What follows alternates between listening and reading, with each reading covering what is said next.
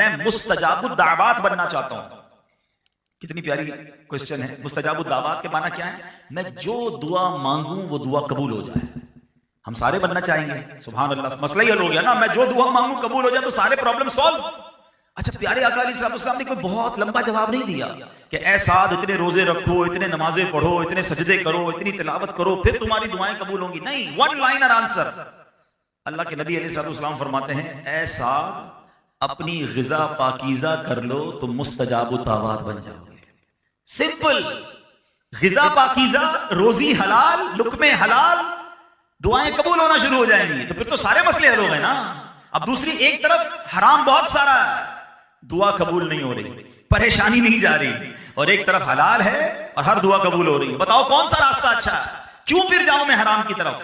تو کاش یہ بات ہمیں سمجھ آ جائے. آگے چلتے ہیں. امام اعظم ابو حنیفہ رضی اللہ تعالیٰ کیسے کمال کی ہستی ہیں. پیسہ بہت تھا مگر لون بھی بہت دیتے تھے, قرضہ بہت دیتے تھے. اب یہاں بھی میں تھوڑا سا بزنس کمیونٹی سے بات کر لوں, مجھے موقع ملا ہے. ہمارے یہاں ایک رواج یہ ضرور ہے کہ ہم صدقہ خیرات کرتے ہیں, بہت اچھی بات ہے. میرے آقا علیہ السلام جب معراج کی رات جنت پہ گئے, جنت کی سیر فرمائی, تو جنت کے دروازے پر آپ نے لکھا دیکھا کہ صدقے کا ثواب 10 گنا ہے اور قرضے کا ثواب 18 گنا ہے. آپ نے جبریل امین سے ارشاد فرمایا اے جبرائیل یہ صدقے کا 10 اور قرضے کا 18 گنا کیوں ہے؟ عرض کی حضور صدقہ تو ہر کوئی لے لیتا ہے, فقیر بن کے تو ہر کوئی لے لیتا ہے, قرضہ وہی لیتا ہے جو ضرورت مند ہوتا ہے. اب ایک حدیث پاک سنیے گا جس کا مضمون ہے کہ جو کوئی شخص کسی کو قرضہ دیتا ہے, فار ایگزامپل آپ سے کسی آپ کے ملازم نے, رشتہ دار نے قرضہ مانگا, 50,000 روپے دے دیں, میں 2 مہینے میں دے دوں گا. آپ نے اس کو قرضہ دے دیا, آپ کو پتہ ہے ثواب کتنا ملے گا؟ حدیث پاک کا مضمون ہے روزانہ جتنی رقم آپ نے قرضہ دی ہے نا, روزانہ اتنی رقم آپ کو صدقہ کرنے کا ثواب ملے گا. اس کا مطلب یہ ہو کہ روزانہ 50,000 روپے اللہ کی راہ میں صدقہ کر رہے ہیں, 2 مہینے کے بعد پیسے واپس آ گئے اور آلموسٹ 30 لاکھ روپے اللہ کی راہ میں صدقہ کرنے کا ثواب بھی مل گیا. اچھا, اب وہ بندہ آپ سے کہتا ہے حضور پریشان ہوں 1 مہینہ اور دے دیں. آپ نے دیکھا واقعی پرابلم میں 1 مہینہ اور دیا, روایتوں کے مطابق اب ثواب آپ کا ڈبل ہونا شروع ہو گیا. آپ نے ایکسٹینشن دی, اب روزانہ 1 لاکھ روپے اللہ کی راہ میں صدقہ کرنے کا ثواب مل رہا ہے. سیدی اعلیٰ حضرت امام اہل سنت فرماتے ہیں میں روزانہ اتنے روپے صدقہ کرتا ہوں. 100 سال پرانی بات ہے. 100 سال پہلے روپے آج کے ہزاروں روپے, لاکھوں روپے کے برابر ہیں. تو لوگوں نے کہا روز اتنا صدقہ کرتے ہیں. آپ نے فرمایا میں نے اتنے پیسے کسی کو قرضہ دیا ہوا ہے اور جتنے دن گزرتے جا رہے ہیں روز مجھے اتنا صدقہ کرنے کا ثواب مل رہا ہے. تو یہاں میں ایک مشورہ دوں گا. ہمارے یہاں پرابلم یہ ہو گیا ہے, ہم سے آ کر کوئی پیسے مانگے کہتے ہیں مجھے نفع کتنا دو گے. یہ جو سود ہے نا, یہ ایسی لعنت ہے جو بندے کے دل کو سخت کر دیتی ہے. اب جب سود کی جو ایک مذمت ہے وہ یہ بھی ہے کہ رحم دلی ختم ہو جاتی ہے. وہ ہر چیز میں نفع مانگ رہا ہوتا ہے کہ بھائی تجھے پیسے چاہیے, مجھے کیا ملے گا. حالانکہ وہ بیچارہ غریب پریشان بچی کی شادی کرنی ہے, کوئی اور مسئلہ ہے. تو اسی لیے قرضے کی فضیلت بیان ہوئی تاکہ غریب پریشان مسلمانوں کا بھلا ہو جائے. اب یہاں میں 2 باتیں عرض کروں گا کہ آپ کوشش کیا کریں. میں ایک مشورہ دیتا ہوں, میں دیکھ رہا ہوں ماشاءاللہ اللہ پاک نے یہاں بہت سارے ایسے لوگ ہیں جن کو بہت نوازا ہے, اللہ نے کروڑوں میں آپ کو نوازا ہے. میں آپ کو ایک مشورہ دیتا ہوں, اپنے آفس پہ ایک بجٹ بنائیں.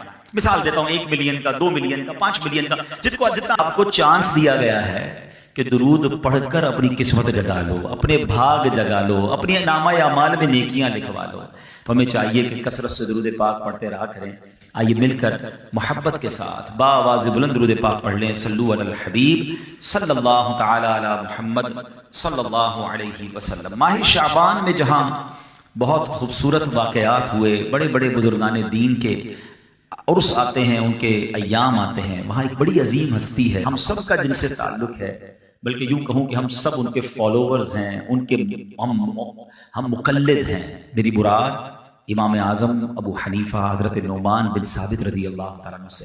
2 شعبان المعظم یہ آپ کا عرس ہے. اپنے آپ کو حنفی تو کہتے ہیں مگر بہت سارے لوگوں کو تو امام اعظم کا نام بھی نہیں پتا. امام اعظم ابو حنیفہ تو کہتے ہیں, ابو حنیفہ ان کا نام نہیں ہے, ان کا نام نعمان بن ثابت ہے. جن کی ہم مقلد ہیں, جن کو فالو کرتے ہیں, ان کا نام یہ ہے.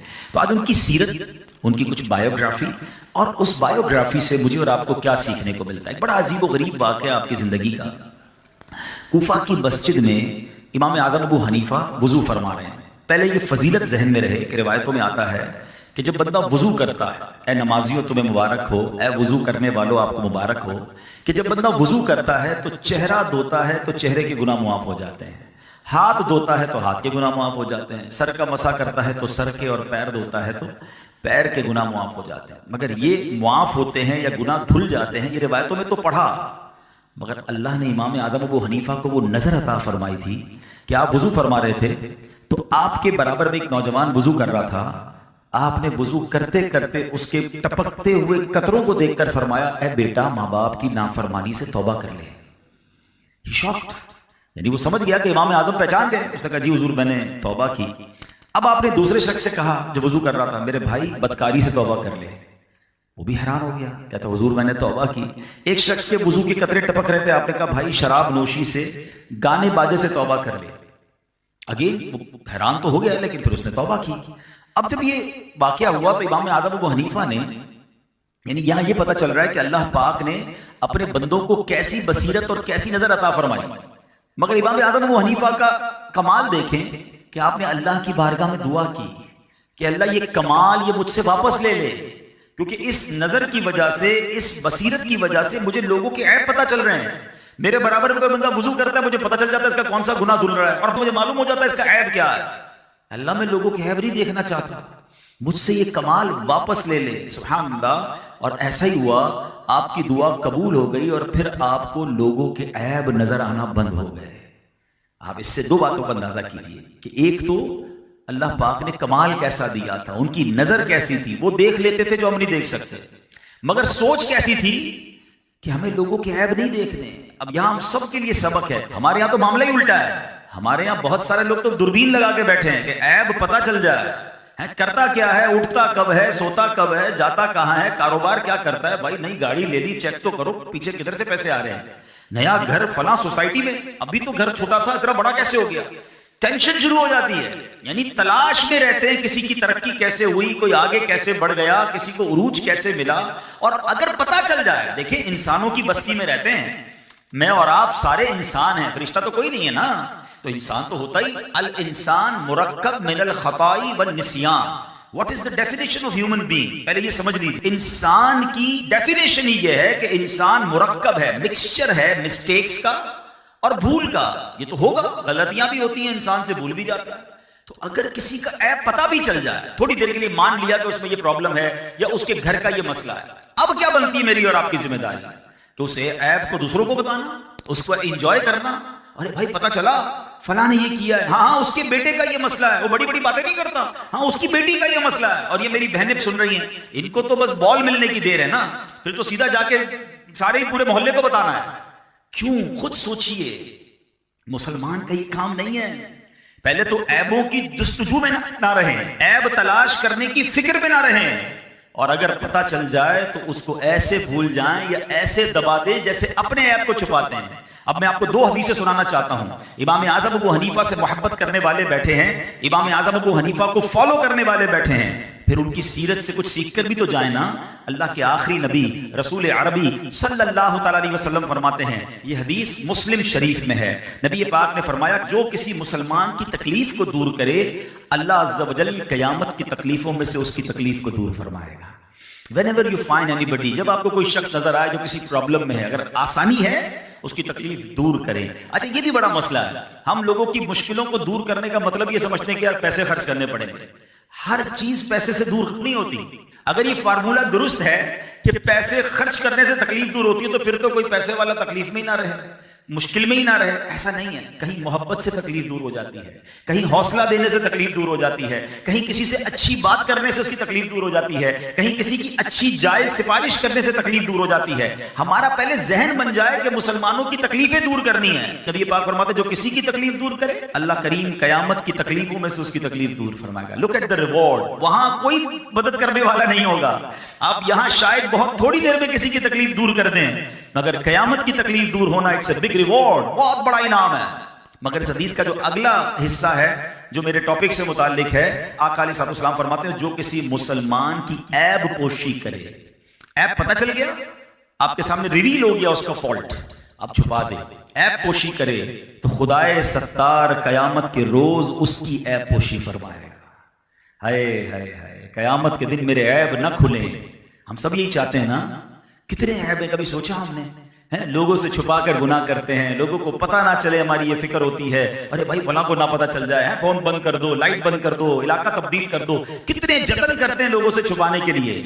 مگر اللہ کتنا کریم ہے، ہمارے عیب چھپائے رکھے ہیں، لوگ کتنی عزت کرتے ہیں ہماری، مگر یہ سارے عیب اگر قیامت کے دن کھل گئے تو کدھر جائیں گے؟ آقا فرماتے ہیں جو دنیا میں کسی کے عیب چھپاتا ہے اللہ قیامت کے دن اس کے عیب چھپائے گا۔ ایک اور جگہ اللہ کے نبی علیہ السلام فرماتے ہیں جو شخص اپنے بھائی کا عیب دیکھ کر اس کی پردہ پوشی کرے تو وہ جنت میں داخل کر دیا جائے گا۔ اگر جنت میں جانا ہے اٹس اے بیوٹیفل وے، عیب پتا چل جائے چھپائیں۔ جس طرح اپنے بچوں کے عیب ہم نہیں چاہتے، کہتے ہیں نا ہمارے ایک جملہ بڑا مشہور ہے، یار گھر کی بات گھر میں رہنے دو، تو دوسرے کی گھر کی بات بھی اس کے گھر میں رہنے دو نا۔ اس کی گھر کی بات کیوں محلے پہ لے جانی ہے؟ اس کے گھر کی بات کیوں سوشل میڈیا پہ ڈالنی؟ کیوں انجوائے کرنا ہے؟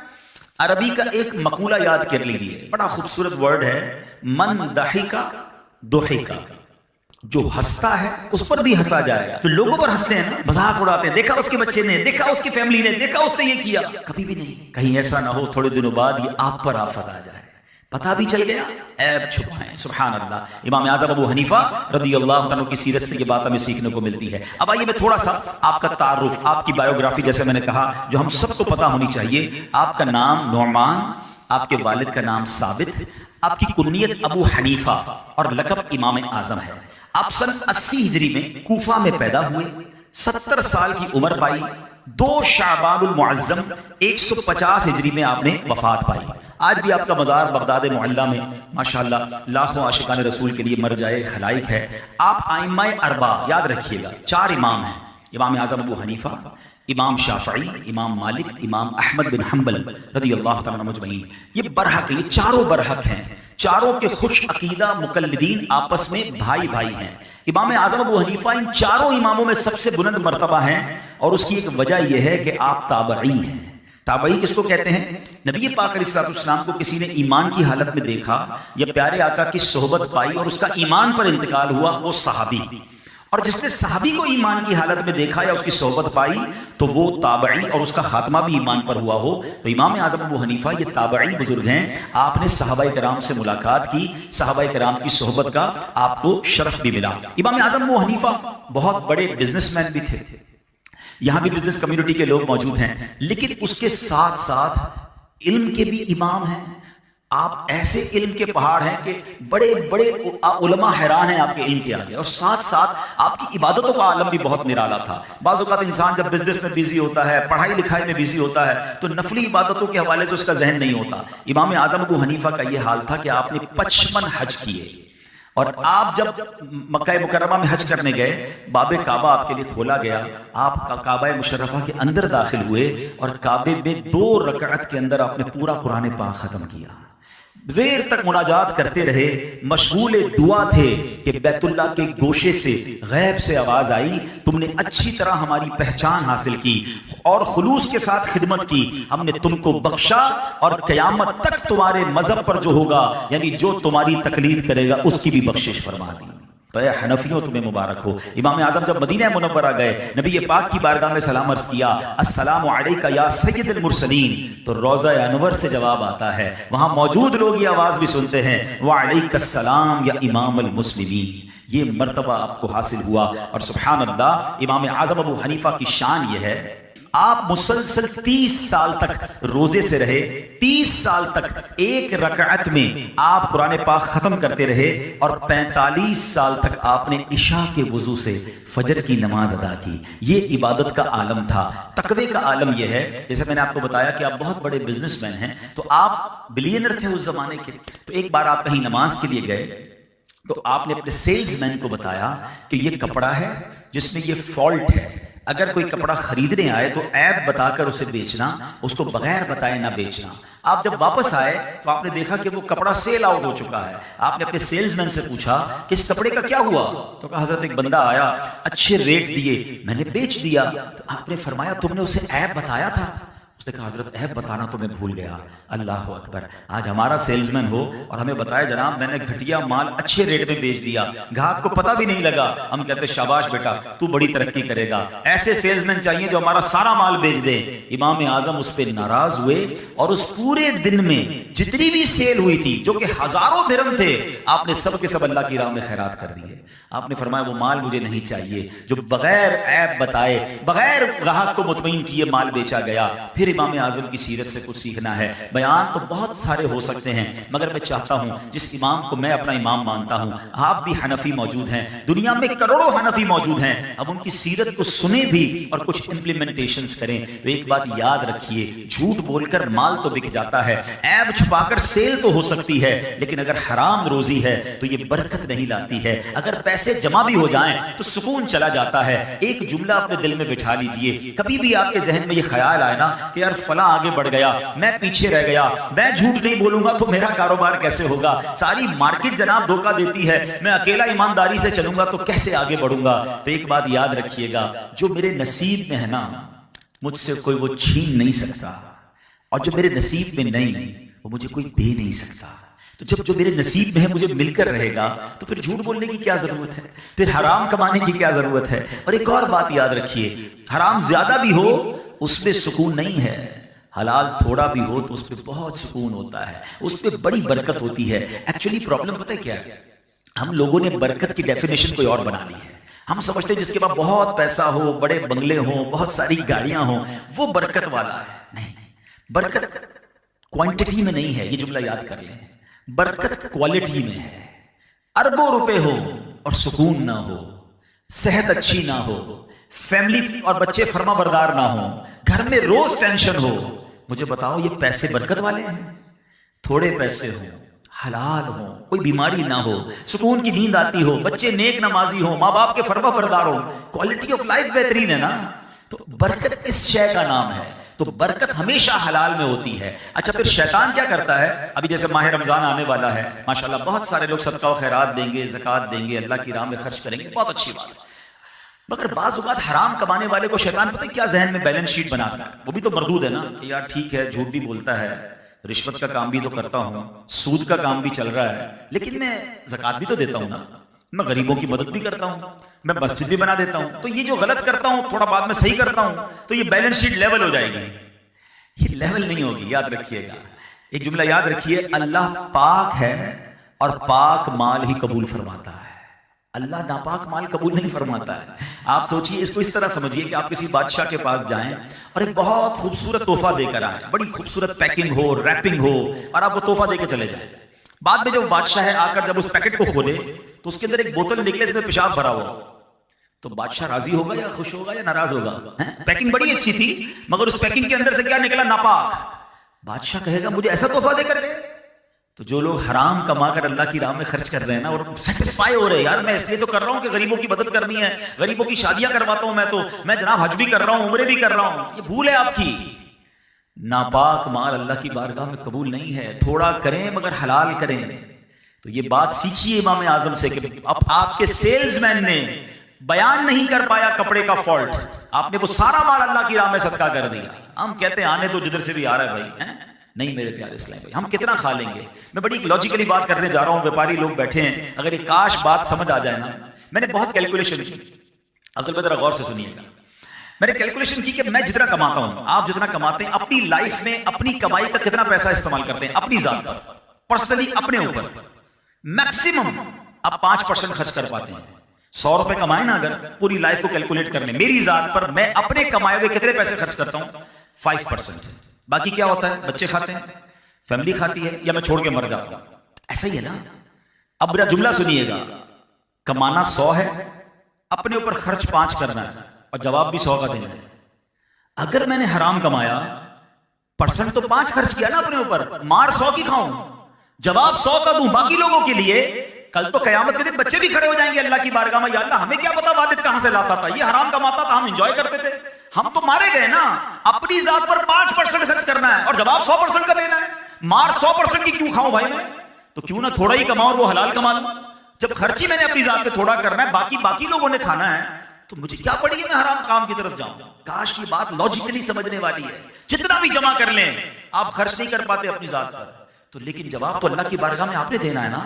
تو کاش یہ بات سمجھ آ جائے. ماہ شعبان جاری ہے, نیت کیجئے کہ حلال ہی کمانا ہے. بہت سارے لوگ ملتے ہیں, پرچیاں بھی دیتے ہیں, ہمیں میسج بھی آتے ہیں, حضرت دعا کریں, بڑی پریشانیاں ہیں, بڑی مشکلیں ہیں, دعا کرتا ہوں دعا قبول نہیں ہوتی. مکے جا کر بھی دعا کی, مدینے جا کر بھی دعا کی, مگر پتہ نہیں کیا مسئلہ ہے, دعا قبول نہیں ہوتی. چیک تو کریں حلال کھا رہے ہیں کہ نہیں, بچوں کو حلال کھلا رہے ہیں کہ نہیں.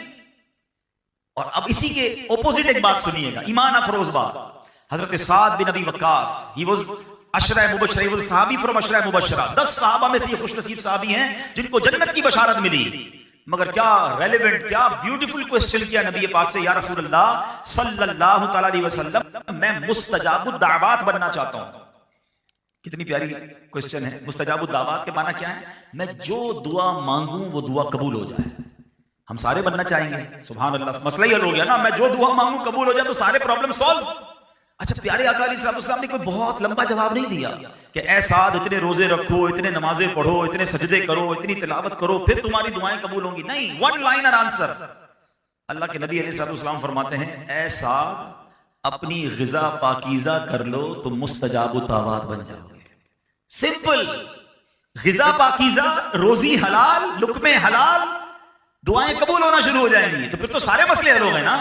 اب دوسری ایک طرف حرام بہت سارا ہے، دعا قبول نہیں ہو رہی، پریشانی نہیں جا رہی، اور ایک طرف حلال ہے اور ہر دعا قبول ہو رہی. بتاؤ کون سا راستہ اچھا ہے؟ کیوں پھر جاؤں میں حرام کی طرف؟ تو کاش یہ بات ہمیں سمجھ آ جائے. آگے چلتے ہیں. امام اعظم ابو حنیفہ رضی اللہ تعالیٰ کیسے کمال کی ہستی ہیں. پیسہ بہت تھا مگر لون بھی بہت دیتے تھے، قرضہ بہت دیتے تھے. اب یہاں بھی میں تھوڑا سا بزنس کمیونٹی سے بات کر لوں، مجھے موقع ملا ہے.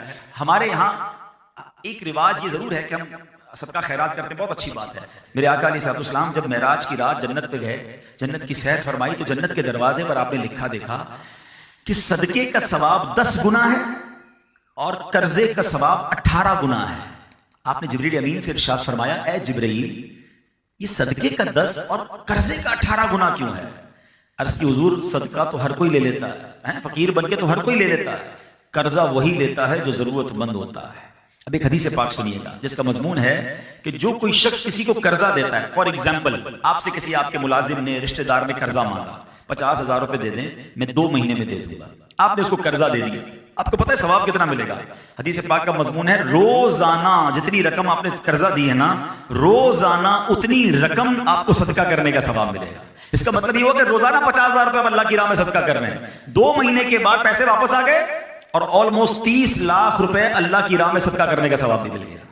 اچھا، اب وہ بندہ آپ سے کہتا ہے حضور پریشان ہو، 1 مہینہ اور دے دیں. آپ نے دیکھا واقعی پرابلم میں 1 مہینہ اور دیا، روایتوں کے مطابق اب ثواب آپ کا ڈبل ہونا شروع ہو گیا. آپ نے ایکسٹینشن دی، اب روزانہ 1 لاکھ روپے اللہ کی راہ میں صدقہ کرنے کا ثواب مل رہا ہے. سیدی اعلیٰ حضرت امام اہل سنت فرماتے ہیں میں روزانہ اتنے روپے صدقہ کرتا ہوں. 100 سال پرانی بات ہے.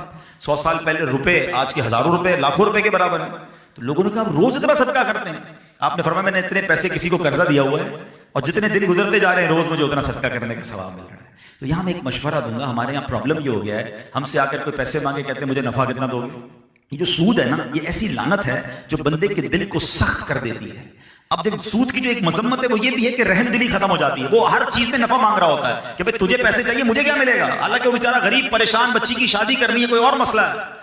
تو اسی لیے قرضے کی فضیلت بیان ہوئی تاکہ غریب پریشان مسلمانوں کا بھلا ہو جائے. اب یہاں میں 2 باتیں عرض کروں گا کہ آپ کوشش کیا کریں. میں ایک مشورہ دیتا ہوں، میں دیکھ رہا ہوں ماشاءاللہ اللہ پاک نے یہاں بہت سارے ایسے لوگ ہیں جن کو بہت نوازا ہے، اللہ نے کروڑوں میں آپ کو نوازا ہے. میں آپ کو ایک مشورہ دیتا ہوں، اپنے آفس پہ ایک بجٹ بنائیں. مثال دیتا ہوں 1 ملین کا، 2 ملین کا، 5 ملین کا، جتنا اللہ نے آپ کو نوازا ہے. اور آپ اپنے ہی ملازمین میں، اپنے ہی رشتہ داروں میں جس کو آپ سمجھتے ہیں گارنٹی لینے کی آپ کو اجازت ہے، آپ اس کی سیلری میں سے کاٹ لیں، اس سے کوئی گارنٹی رکھ لیں. آپ نظام ضرور بنائیں قرضہ واپس کرنے کا، اس میں کوئی حرج نہیں ہے. لیکن اگر مثال کے طور پہ آپ نے 5-10 لاکھ روپے قرضہ لوگوں میں بانٹ دیا تو روزانہ 10 لاکھ روپے اللہ کی راہ میں خرچ کرنے کا آپ کو ثواب ملے گا اور مسلمانوں کی غم خاری الگ ہو جائے گی. تو یہ ایک بہت بڑی نیکی ہے جس کو ہمیں اس کو رواج دینا چاہیے. آج کل مشکل بھی بڑی ہے. سیکنڈلی، اب شریعت جو قرضہ لے کر ٹائم پہ واپس نہیں دیتے نا، ان کو بھی سمجھاتی ہے. اور وہ کیا ہے کہ اگر آپ کا ٹائم آ گیا ہے اور آپ دے سکتے ہیں، پھر بھی اگر آپ نہیں دیتے تو فرمایا ہر گھڑی آپ کا گناہ کا میٹر جاری ہو جاتا ہے. تو وہ لوگ جو کسی سے پیسے لیتے ہیں، اس سے پہلے کہ وہ ہم سے مانگے ہمیں ٹائملی اسے لوٹا دینا چاہیے تاکہ ہم گناہگار نہ ہوں. تو بہرحال میرے پیارے اسلامی بھائیوں، امام اعظم جو اتنے بڑے امام ہیں نا، مگر اتنے بڑے امام ہونے کے باوجود اپنی والدہ کا ادب کیسے کرتے تھے. آخری بات سبحان اللہ کہ آپ کی والدہ جو تھی وہ آپ کے علاقے میں ایک مسجد کے امام صاحب تھے، ان سے بڑی متاثر تھی، واعظ تھے، تقریر کرتے تھے. تو آپ کی والدہ آپ کو کہتی کہ جا کر ان سے مسئلہ پوچھ کر آؤ. اب عجیب بات ہے، آپ کروڑوں حنفیوں کے امام ہیں، فقہ کے امام ہیں، مفتی اعظم ہیں، اور ماں کہتی ہے مجھے مسجد کے امام سے مسئلہ پوچھنا ہے. کسی موقع پر ماں سے یہ نہیں کہا کہ ماں تم جانتی نہیں میں کون ہوں؟ میں تو دوسروں کو تدریس کرتا ہوں, میں دنیا بھر میں میرا فتویٰ چلتا ہے, اور میں مسجد کے امام سے پوچھنے جاؤں. کہتے لبیک. اس مسجد کے امام صاحب کے پاس جا کر کہتے ہیں ماں نے فلاں مسئلہ پوچھا ہے. امام صاحب کہتے ہیں حضرت آپ میرے حجرے میں آ گئے, آپ اتنے بڑے مفتی ہیں, آپ اپنی والدہ کو جواب دے کر نہیں امی نے آپ کا فتویٰ مانگا ہے, ٹھیک ہے پھر آپ ہی لکھ دیں, میں اس پہ سائن کر دیتا ہوں. امام اعظم فتوے کا جواب لکھتے, وہ سائن کرتے, ماں کو آ کر کہتے ماں امام صاحب نے یہ جواب تصدیق کر دی ہے. ماں خوش ہو جاتی. ایک دن ماں کہتی میں نے خود جانا ہے. کروڑوں حنفیوں کے پیشوا ماں کو خچر پر بٹھا کر اس کی رکاب تھام کر کوفہ کی گلی میں لے کر جا رہے ہیں, اور لوگ دیکھ رہے ہیں کہ اتنے بڑے امام اپنی ماں کی سواری کو لے کر زمین پیدل چل رہے ہیں, اور حجرے کے باہر جا کر کھڑے ہو گئے. والدہ امام صاحب کے پاس گئیں, فلاں وائز کے پاس گئیں, مسئلہ پوچھا, امام اعظم باہر کھڑے رہے, وہ مسئلہ پوچھ کر آئیں, والدہ کو لے کر گھر آئے. یہ ہے ادب. ایک بات سیکھو, آپ دنیا میں کہیں بھی پہنچ جائیں, کتنا ہی نام کیوں نہ ہو جائے, کتنی شہرت کیوں نہ ہو جائے, کتنا ہی مقام کیوں نہ مل جائے, ماں باپ سے کبھی مت کہنا میں بڑا آدمی بن گیا. ہم ماں باپ کے بچے ہی ہیں. جو کچھ مجھے اور آپ کو ملا ہے نا, وہ ماں باپ کے صدقے ملا ہے. جو ادب کرتے ہیں وہ نوازے جاتے ہیں. ایسی نہیں اتنا بڑا نام ہو گیا امام اعظم کا, ایسی ماں کی دعائیں لیں کہ آج دیکھیں کروڑوں حنفیوں کی آپ پیشوا ہیں, اور صدیاں گزرنے کے بعد بھی آج ہم ان کا ذکر کر رہے ہیں. اللہ کریم تربت امام اعظم پر کروڑوں رحمتوں کی بارش نازل فرمائے, ان کے صدقے ہماری مغفرت فرمائے, ان کے تقوی, پرہیزگاری, خوف خدا کا رب عز و جل ہمیں بھی حصہ نصیب فرمائے. تو اے میرے پیارے اسلامی بھائیوں, چند باتیں میں نے ان کے بارے میں عرض کی, کوشش کیجئے گا, یاد رکھ کر اس پر عمل کیجئے گا. الحمدللہ ایسی پیاری باتیں دعوت اسلامی کے ماحول میں سکھائی جاتی ہیں. مدنی چینل دیکھتے رہیے, دعوت اسلامی کے اجتماع میں بھی تشریف لاتے رہیے. اللہ پاک ہم سب کو عمل کرنے کی توفیق عطا فرمائے. آمین بجاہ النبی الامین.